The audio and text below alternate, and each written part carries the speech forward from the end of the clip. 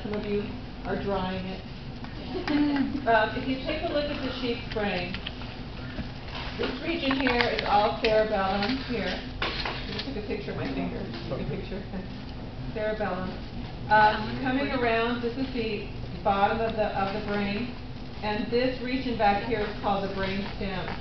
So the brain stem leading to the medulla, the medulla oblongata in the very back. Okay? So you'll notice that on the outside of the brain, there's a really, really tough membrane. You see that? You kind of pull on it. That's the dura mater. The dura mater. And the dura mater is the one of the toughest of the coverings surrounding the brain. It's the outermost covering surrounding the brain, and it is the word dura mater means tough mother. So this is the tough mother. Okay. And you'll notice when you look at the tough mother at the top of it, that it actually goes down. If you look at the side, you'll see it kind of goes down in between the two hemispheres of the brain. That region that goes down is called the faux cerebri, F-A-U-X-C-E-R-E-B-R-I, the faux cerebri. So the first thing that we're going to want to do, well, actually we can look at the bottom first, then we'll cut it in half. So looking at the very bottom of the brain then, you're going to see something really obvious. You're going to see this thing that kind of looks like it has a mustache. Or maybe if this were the eyes, like a little insect person with arms. Okay, so these two things here are the optic nerves.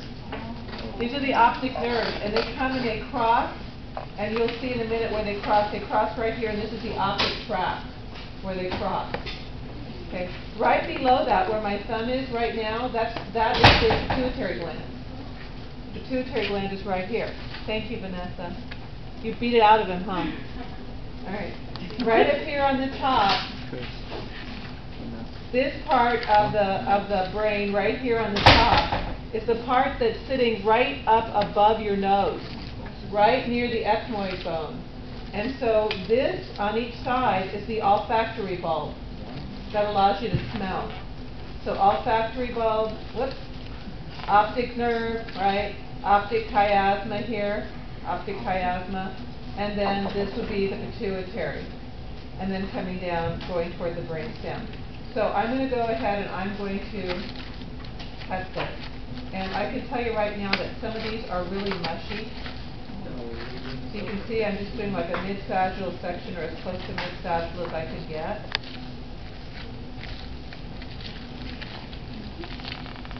Kind of trying to go through the longitudinal fissure if I can.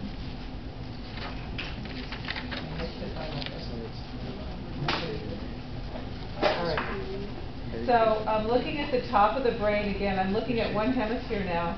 As I pull this back, as I pull this membrane, this very thick membrane back, I'm going to have to maybe have to cut it again. You can see that underneath it, there are a lot of convolutions on the surface of the brain, and everything that is bumped up, everything that's bumpy, that's called a gyrus, and everything that's going down is called a sulcus. So many bumps are called gyri, and many of these grooves are called sulci. And you can see this brown material represents blood vessels that are going through that portion of the brain. This outermost surface of the brain, it's kind of hard to see. I don't have a, somebody have a, I don't need a probe, I need a hemostat. I can pull it. I'm not sure if it'll work, but it kind of looks like it might. There's actually a little tiny thin membrane right here. This is right sitting on top, called the arachnoid mater. And then below that, you can see pieces of it right here. Below that, the final layer that's actually indissectible from the surface of the brain that I'm touching right now, that layer of the meninges is called the pia mater, or the gentle mother. It lays right on top. Watch your fingers, Kevin. He's cutting short here. Okay. Don't want to hurt himself. So you can pull this off, and I'm going to try to do it. This is always a challenge without cutting off or tearing off the optic nerve.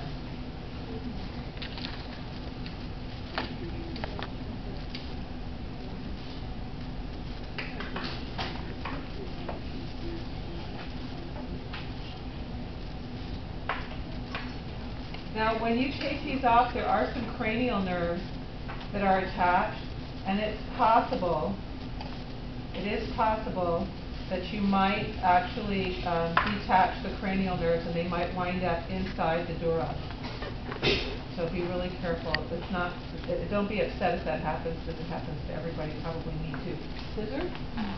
We have it. I hope.